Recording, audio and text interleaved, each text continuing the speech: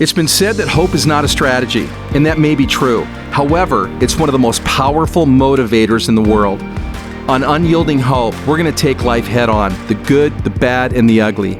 We talk about and share stories and experiences of the challenges we face and how you can find hope in the midst of some of your most challenging times and circumstances. So sit back, relax, and get ready for your weekly dose of hope. All right, before we get started, a quick word from our sponsors who make Unyielding Hope possible. Hey, are you a learning-based business owner or a real estate professional? Are you ready to exceed your goals? Well, Cornerstone Coaching is here to help. In the ever-changing real estate market, challenges can often leave you feeling stuck. Cornerstone Coaching simplifies real estate, even in the face of difficulties, to get you unstuck and back on the road to your dreams and goals. Are you struggling with market conditions? They provide coaching that empowers you to lead confidently through their proven process. They help you navigate your clients through fears and objections that they might be feeling. The Cornerstone Coaching approach starts with an in-depth analysis of your business gaps, and from there, they craft a step-by-step plan using their time-tested models, systems, and tools. So if you're ready to embark on your journey to success, Cornerstone Coaching is offering a complimentary 1-hour coaching session for the listeners of this broadcast, Unyielding Hope, to uncover the missing pieces in your business and chart a clear path. Contact them today for your complimentary coaching session and let them know that you heard about it here on Unyielding Hope. Take that crucial step towards your brighter future. Hey everybody, it's Terry here with your dose of Unyielding Hope, and I'm joined by my wife Nancy, which I'm really excited about because I've wanted to be on this show ever since we started, and also my good friend Dave Miller that you heard from a couple of episodes ago, and here we are. And our goal is to, in this time that we have together, is to encourage you, maybe share some things, some stories that you can identify with, that you, maybe some principles that you can take, that you can apply to your life, and that could make a difference in not only your life, but also in the lives of the people that you know. And so here we go with another dose of Unyielding Hope. Take it away, Dave. You had touched on something when you said, because you're going through this stuff. It's your heart, it's your surgery, but you could look to Nancy and see strength and see encouragement and see, this person that is obviously really for you probably a rock right now. Yeah. And I can't help but think that obviously there's people, we all have dark times. We all have difficult times. We all have, life happens. Yeah. But, and just the crazy thing is when you were talking, I thought, man, when you're not going through it, but you have friends or someone that you love going through it, boy, it's so important that we are that rock for them, that we are that encouragement for them, that we are that stability for them. And I just know from my situation, it was the same thing with Brooke. It's like, I was like, okay, if I don't make it, my kids are going to be fine. They've got somebody, they've got Brooke. But yeah, it's weird because a lot of the things you're talking about you're relating to. Yeah. And I, not in no way, shape, or form to minimize obviously what you went through, but I think we've talked before, and I think it's still easier to go through the physical stuff than to watch someone that you love go through the physical stuff. And that's why it's just, it's encouraging to hear you say that there was hope, that there was peace, that there was, for sure. Because sometimes I think we forget about that, God is this, provides this peace that passes anything we can comprehend for the person that is going through it. But it's interesting for you to say that for the, that you had peace. Yeah. For Terry. Yeah. It just, because you can look back and go, wow, that was a lot. With all the stuff that happened after too, it was like, that was a lot. Because people will kind of remind you like, wow, it just keeps, it's like, yeah, but I don't know. We just kept getting through it and walking through it. And I didn't really ever let my mind go to like what he said, like if I die, if I don't make it through. I didn't go there. I know. I would imagine it'd be hard. Yeah. You I know? just thought, until I know different, I'm going to just keep, until if something happens, the Lord's just going to help me through. But those are great words. Yeah. For people going through difficulty. I think sometimes we know something's coming up, and it's so easy to let ourselves worry about what's coming, and then oftentimes what's coming isn't as bad as what we were worried about. Yes. Yeah. So it's interesting that you're just saying, "Hey, that I didn't let my mind." Now you started to get ahead of where I was going. I'm sorry. But so you had the surgery. Yep. And the doctors say, what would they say after the surgery? Like, well, I was asleep. Yeah, but I mean, what did they say to you? Well, I mean, of course, going in, that was probably the moment where I was just like, oh my gosh, this is like huge. Yeah. Because he was, obviously he's in ICCU, right? ICU. ICCU. That's a credit union. ICU. And he wasn't awake yet, but there's so many machines around him. It was overwhelming, and it was like, and he had a nurse that was there, didn't leave the first night. And he kept saying, he said, "Hey, are you doing okay? You doing okay?" He said, "So this is what's going on. This is what's going on." And then they started to wake him and a little bit, and he was, he had the tube. You know all about that. And they just the nurse explained things to me really well, because he could tell I was just a little bit shocked when I came in. But they just said everything went great. The surgeon had come out and told us, the family, that he did really well, and she was happy with it. And I wasn't able to go back for a few hours. So, when I did, it was just, wow. But then I was so happy when he finally opened his eyes, and we just, couldn't talk because he had he couldn't really do anything but just look at me. Yeah. Yeah. And it was pretty. So at this point in time, they said everything's good. Everything went well. And you're in the hospital for Terry, how much longer were you in the hospital? I was in before you were able to go home. Yeah, it's interesting. They don't count the day that you have surgery as one of the days you're in the hospital. Even though you're in the hospital. They don't count that. And if you're in the hospital, we count that, right? I counted. Yes. Yeah, and so I was in for 5 days after the surgery. Yep. Yeah. So I'm saying 6. So I would say 6 days. They would say 5 days. Which was a lot, which was less than what they said. Yeah. That you'd be in. So that was good. And you know what was interesting? I'm going to share this because it just came to my mind, and I've never shared this before, at least not in this format. But it's tough to get there. I'm a big mindset guy. Having the right mindset really makes a difference in the things that you do and how you approach them and stuff like that.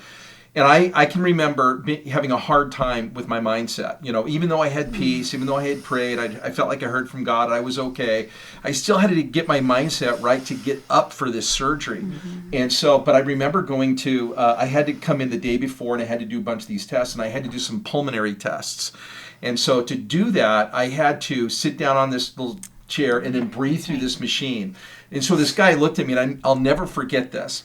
He looked at me and he says, "All right, Terry, here's what we're going to do. We're going to measure the capacity of your lungs. We're going to make sure you have good lung capacity. We know how to manage your breathing and all that kind of stuff during and after the surgery." And he's talking fast. He's talking pointed. He's, I can tell this guy's on a mission and he's serious. Then he says, "Now here's the deal, Terry. This is what I'm going to ask you to do. I'm going to ask you to take a breath in, and I'm going to ask you to breathe in, breathe in, breathe in. And you're going to think you can't breathe in, but you can. So I'm going to have you keep going until I tell you to stop. Then I'm going to have you breathe out. And you're gonna breathe out. You're gonna think you don't have any more breath, but you do, and you got to keep breathing out until I tell. And so he's telling us, and this is what he said. He said, Terry, I just want you to know you're responsible for your healing. You're not coming to a hotel. You're coming to a hospital, and you're responsible for the way that you get through this. Nobody else. And yeah. That got him all I don't know pumped what up. it was about that, but man, I embraced that, Yeah. and it got me in the right mentality. It really did. Not only to face the surgery. I mean, remember that when I came up, what I was like? Oh, yeah. And I just never forget that. But that mindset helped me all the way through this. So I wanted to slip that in there and talk about how important that is to have people that will step in and just tell you the truth. Hey, listen, you're not going to be babied. You're not going to be pampered. You're not coming to a spa. You're not going to be served hand and foot. You're going to work when you're here. You're responsible for your recovery. Nobody else. We're going to help, but you're ultimately got to do the work. I loved that. Yeah. Yeah, he did love that. Very, very true. And, which is probably a little bit off topic, but when you're talking about mindset, it's something that I'm a huge believer in. Yeah. And I never want to say that, sometimes when you're talking about mindset or you talk about feeling something that you can, I'm not like hey, if I think it, I can make it happen type of person. But man, I'm close because our mindset is so important. And I kid you not, Terry, I've never forgot this. Probably 20 years ago, maybe 25 years ago, you said to me one time, and I don't even think it was like one of these speeches, but you said to me one time, you said, man, always assume the best. And I literally never forgot that. Not that I always do it, but and you were talking about in other people, like when someone cuts you off, and I remember you used this example. When someone cuts you off on the road, instead of getting mad, assume that they're late for work or assume that they're, whatever. Just assume something good.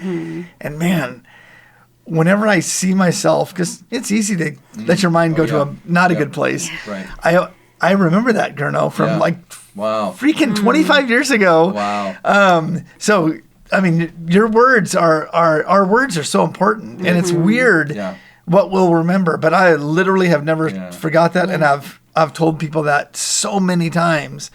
And when I catch myself thinking, like someone gives you a bad first impression or someone does something that's not good, I still remember, man, if I could be like Gurno.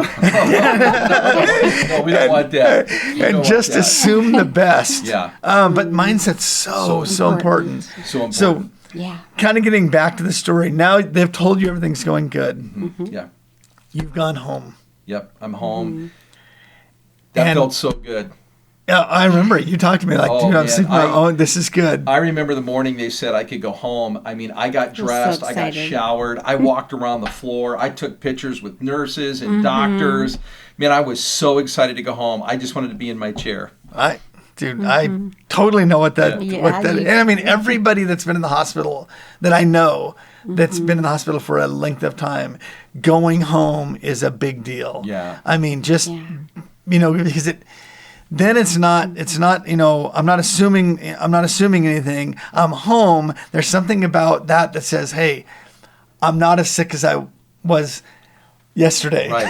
Because obviously I'm good enough to go home. Yeah. But something changes. How long when you were home before it was like, something's not good? Yeah, it was probably maybe right around 5 days or so that I was home, and I noticed I started coughing. I started coughing a lot, and it was almost uncontrollable. And I mean, it was like it wasn't nonstop, but it was a lot. You couldn't talk without coughing. Yeah, that's what I was going to say. Eventually, I realized that I couldn't move or talk. Because if I did, I would cough. If I wasn't coughing and I got out of my chair, I would cough. If I wasn't talking and I started talking, I would cough. And it was a deep cough and a bad cough, and I couldn't figure that out. And so I called the doctor and told them, and they said, well, maybe it's your medication. So we'll cut your medication in half and we'll see what that does. And I went in to see the doctor and they said everything sounds good. They listened to my lungs and all that. Pneumonia, And they just could not figure it out. But yeah, I had this really bad cough. And along with that, I didn't know this unless I was in bed laying down, but I had a really, really sharp pain in the right side of my back, middle of my back, really sharp, almost like a knife was being, I was being stabbed with a knife. I've never been stabbed with a knife, but I can only imagine that's what it felt like, right? So, so that was going on for quite a while. And then you went to physical therapy. Yeah. Then Nancy dropped me off at physical therapy, and I went in and my leg hurt when I was going in. And it's physical therapy it's actually cardiac rehab. It's on the 3rd floor of the hospital. So I went up there, and by the time I got out of the car, walked in, went upstairs, my leg was hurting so bad. And I told the therapist that I said, I don't know how long I can go on the treadmill because my leg hurts. And she said, well, just go on as long as you can. And I got on, and I mean, almost instantly she said, nope, get off. I can tell this really hurts. You're limping really bad. I don't want you to do it. Well, what had happened is my leg had swelled up twice the size of the other one. It was turning red. And they went to the surgeon's office, which was right across the hall.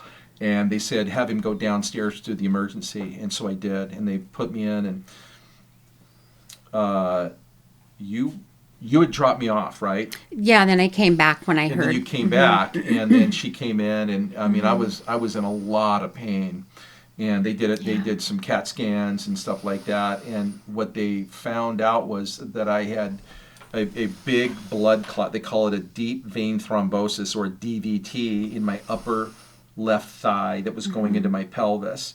And evidently it had broken off a couple of pieces, and I don't know if that's the medical term, pieces, but there were two pieces that two went into my lungs, my right lung, and then one went into my liver. And so what I had was some embolisms in my lung, and that's what was causing all of the pain and the coughing, which actually is very dangerous to have that happen. And unfortunately, I wasn't aware how dangerous it was. So I didn't really panic because I didn't know it was that bad. I just knew it hurt. Yeah. So what were you thinking when it's like, we thought we were over this hurdle, now there's another hurdle? I mean, when I had just dropped him off probably, 45 minutes to an hour before that when I got to you in the room. I've never seen him in that much pain in my whole life. He thought he said, I feel like I'm going to lose my leg. I'm going to lose my leg. And his body was shaking uncontrollably, I think, from the pain. And I was just like, can you guys do something? Like, what's going on? And they got him hooked up to heparin. Yeah. But found out that, because they said that helps blood clots. Yeah, right? thins the blood. Thins the blood. Yeah. And so they were, about half hour later, nothing was happening. And they came and they said, this machine's not working. It's not putting out any heparin. I'm like, oh my gosh, you guys. Inside I'm thinking, he needs help. I was scared there because of how he was. He was in so much. I felt helpless. So, anyway, but yeah, we didn't find out until. We didn't find out then. So they admitted me to the hospital because they realized I had these, and they had to, give me something that could begin to deal with those, thin the blood and all that kind of stuff. Well, they admitted me. They put a new heparin, machine that would pump the heparin in. They took me into, a room. In the middle of the night, again, the nurses, you always wake up when they come in, but you try not to act like you're awake because you don't want to get into a conversation or anything, Right. So I heard them talking, saying, this pump's not working. So this is the second pump that is not pumping a blood thinner into me, right? And so I'm panicking a little bit because I'm thinking, I think I need this stuff. I think this is important for me, right? So anyways, they get a new pump. Well, it was the next day that they did this test, and they realized that I'm allergic to heparin, and that when you're allergic to heparin, that it doesn't thin your blood, it clots your blood. And so the thing that they were giving me to help me was actually making it worse. Yeah. That was not good, Miller. No, that's not good. that would be a bad thing. That was a bad Yeah. thing. And the thing is they rarely see this. I mean, it happens. They know it happens. There's a test for it, but they rarely see it. Yeah. So that was another thing I thought, wow, here I was like all upset that he's not getting this heparin, and we got to get this in him. And then he told me the next morning about he didn't have it that night. And I'm like, what is going on? And then I realized, wow, I mean, that he was actually being protected. I felt like, that, Yeah, we just feel like as we tell this story, we think about what we went through. We just see God's hand in different moments that really helped get me through this and help us get through this in ways that at the time didn't seem like this, we felt like that should be working, but we're grateful now that it didn't. So we look back now and we can go, we can see how God's hand was there. And then they eventually did. Eventually they did learn, what it was, and they were able to give me something else. Yeah, no, but at this point, the stuff with your heart wasn't over yet, correct? Right. Oh, he was still healing from that. So, yeah. I'm only about a month out, maybe 6 weeks out from the surgery. So I'm still at a place where I can't lift more than 5 pounds. So I'm still, very guarded. You couldn't drive. I could not couldn't drive yet. Yeah. Nope, couldn't drive yet. But the next week after this, I was cleared to drive. So.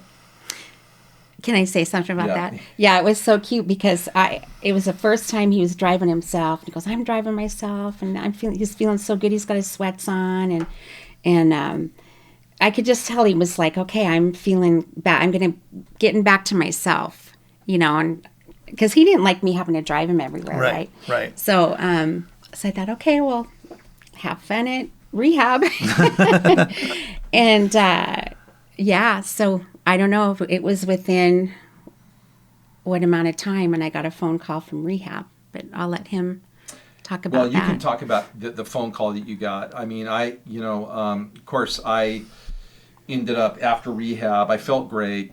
I felt great going into it. I felt great after, but as soon as I stopped and sat down, I passed out, and I knew I was going out, and I called for the therapist.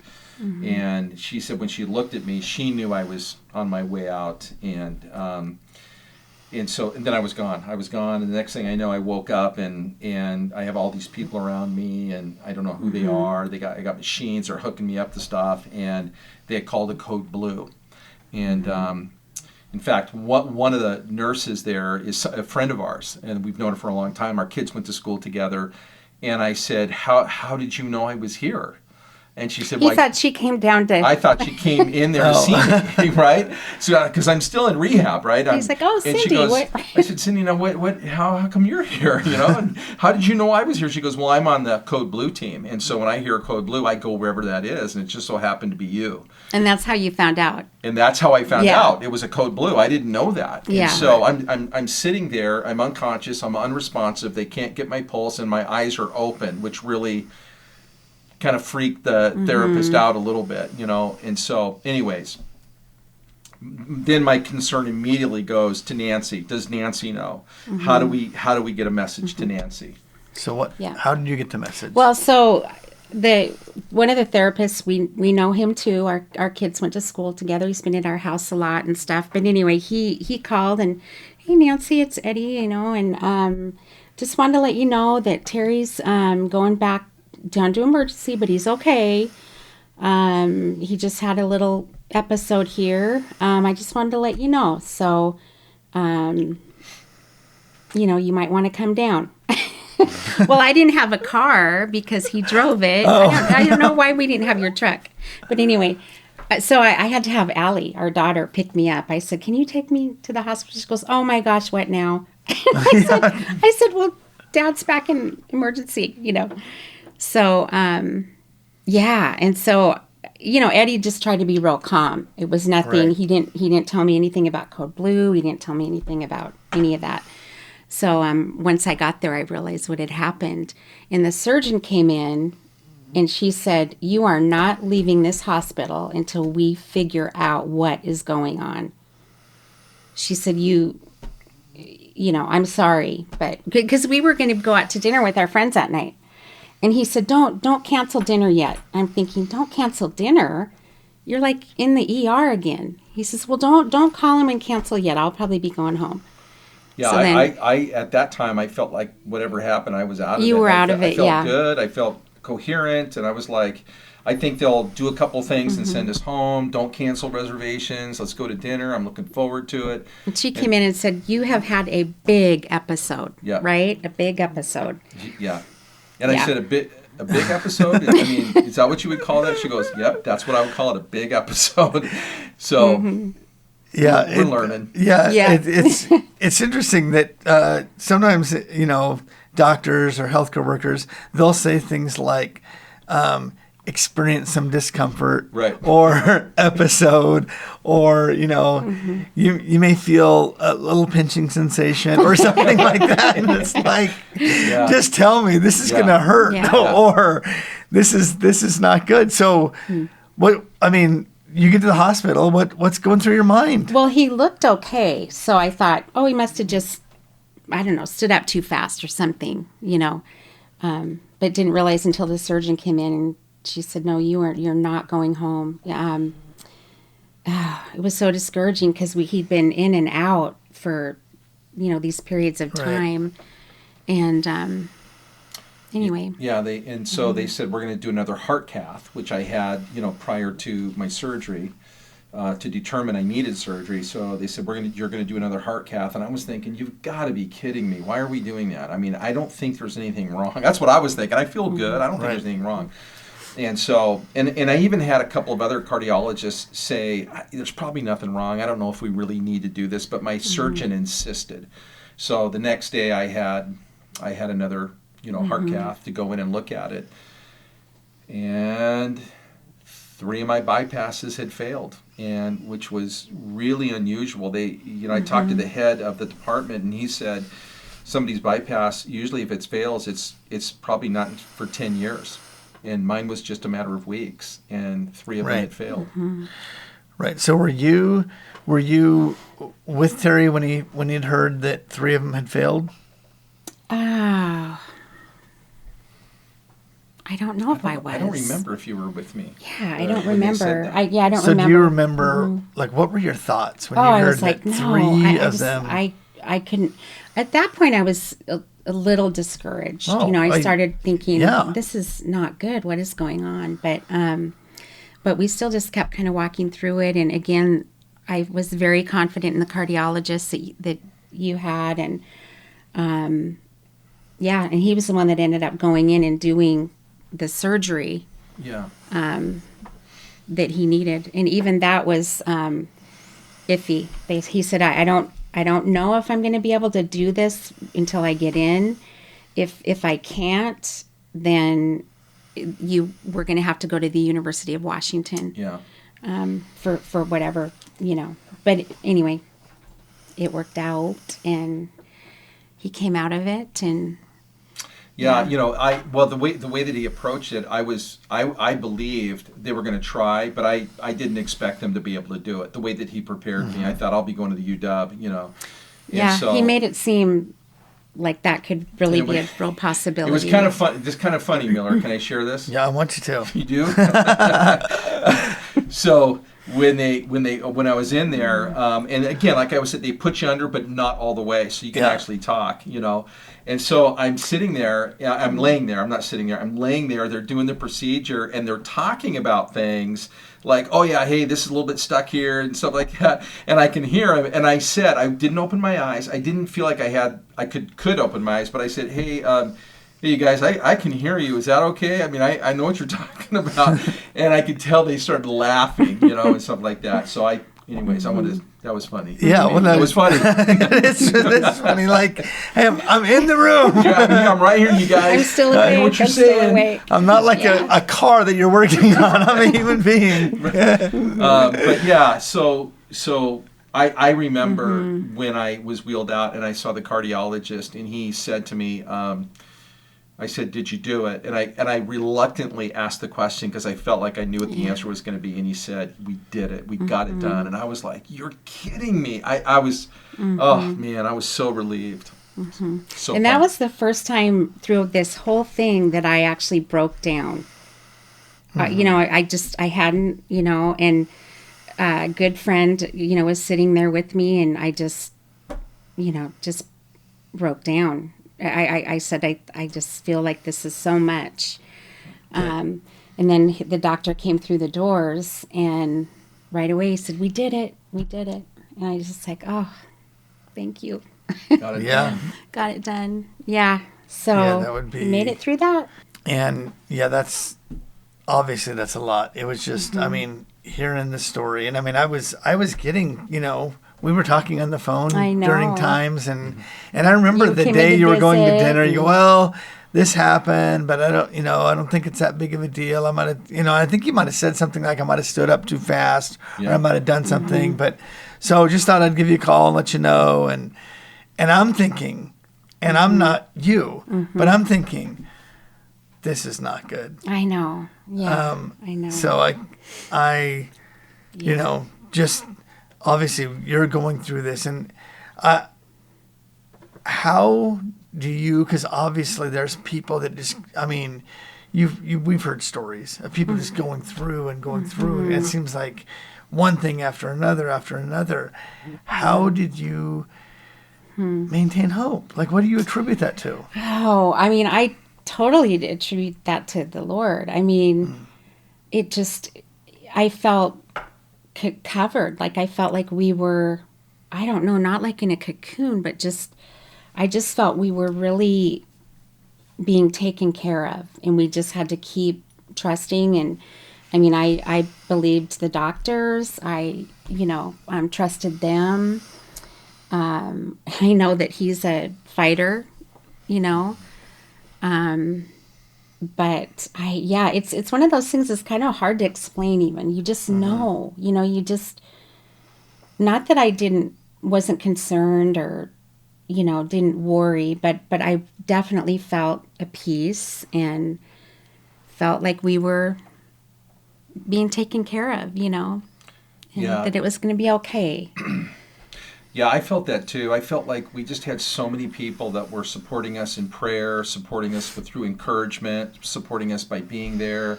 You're one of those people, Miller. I do remember through a lot of this texting you and giving you updates and different things like that. And,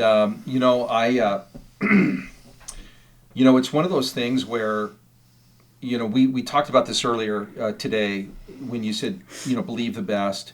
And I think it's about people for sure, and it's also about situations. And so, one of the things we tell other people is don't borrow trouble. In other words, don't go to a conclusion where there is no conclusion yet.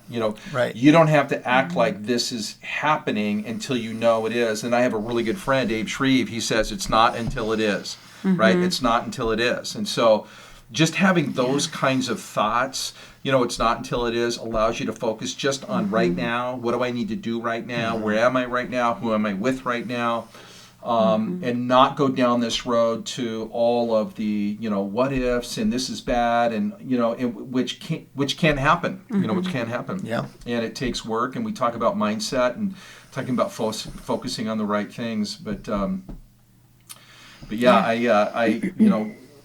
of the things I was thinking as I just went on this bike ride called the Fondo. I did the 37-mile one with a couple of friends, and we talk about false peaks when you're going up a hill, and that's when. And this is what I'm thinking of about what we went through is you're going up this hill and there's turns and you look up and you go, okay, there's the top, and you just want to get to the top. And when you get to the top, you realize it turns and it just keeps going. And you realize, oh my gosh, I got to go. And then you get to another one where you think it's the top and it's not. And you turn the corner and then there's another hill. It just keeps going. And but you just don't stop pedaling. That's the thing. You can't be overwhelmed by what you see in front of you. You just can't. And I think Nancy and I were on that same page, and just valuing the people that were in our life and our faith that we have, and just taking, one step at a time. Yeah. Boy, as we kind of are, bringing this to a close, because it's a big story. There's a lot. But is there anything that you would like to share with people that, maybe going through difficulty, or maybe having someone that they love going through difficulty, that can just be some form of encouragement? Yeah. Well, I think what Terry said is I did the same thing. I wasn't borrowing. I wasn't going to worry about, until I knew, right?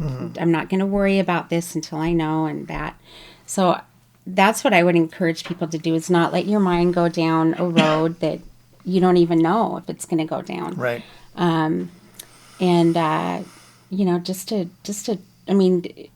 You find your strength. You just do. When you're going through stuff, you don't think you will. Maybe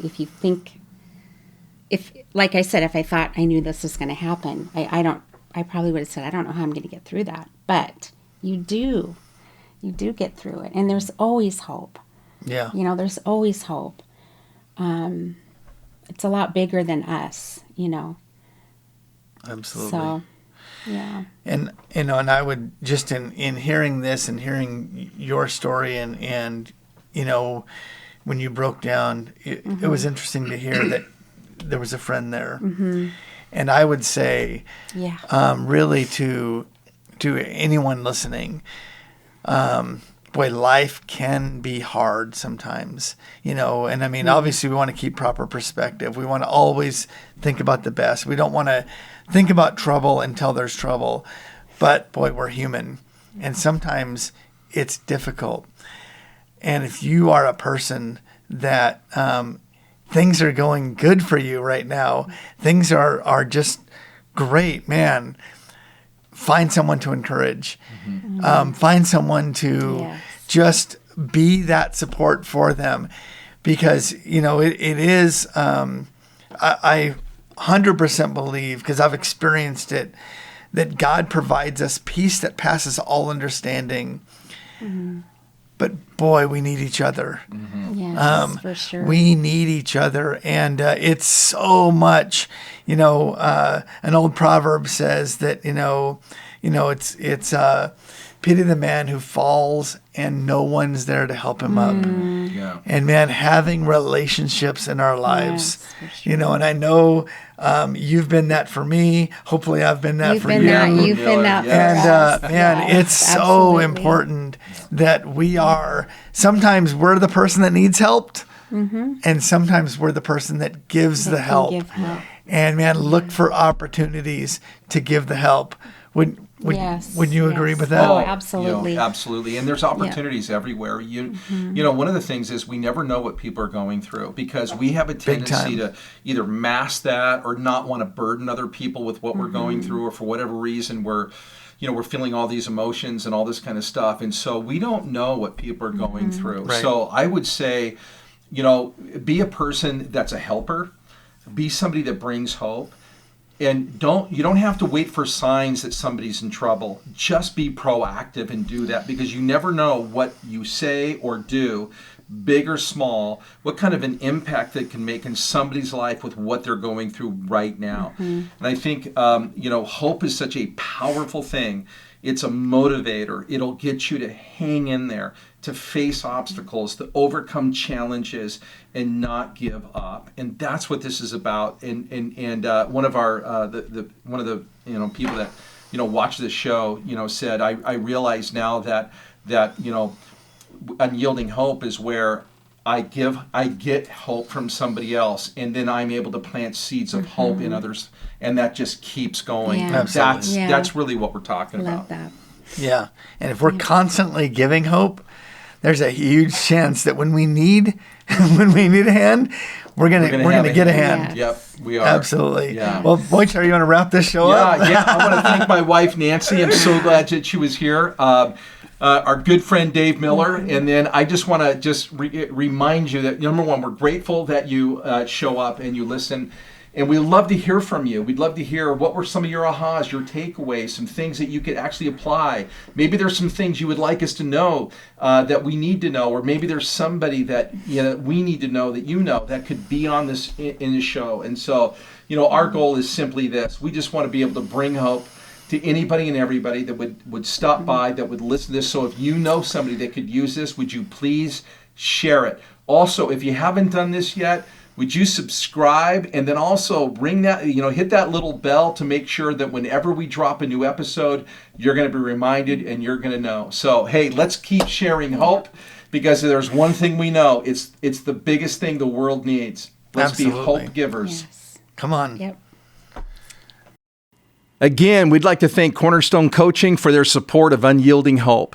So if you're a learning-based business owner or a real estate professional and you're ready to exceed your goals, Cornerstone Coaching is here to help. The changing real estate market challenges can sometimes leave you hopeless or even stuck. And that's where Cornerstone comes in. Their coaching simplifies the real estate process, even in the face of difficulties, to get you unstuck and back on a clear path to reach your goals. So if you're ready to embark on your journey to success, Cornerstone Coaching is offering a complimentary 1-hour coaching session for the listeners of Unyielding Hope to uncover the missing pieces in your business. Contact him today for your complimentary coaching session and let them know that you heard about it here on Unyielding Hope. Take that crucial step towards your brighter future. Hey, thanks a lot for tuning in. I'd love to hear from you, so talk to me. Share your questions, your stories, your circumstances, and most importantly, share your experiences of Unyielding Hope. And please share this with your friends, your family, or anyone else that you think could benefit or be encouraged. I'm Terry Gurno, and this has been Unyielding Hope. Thank you for tuning in.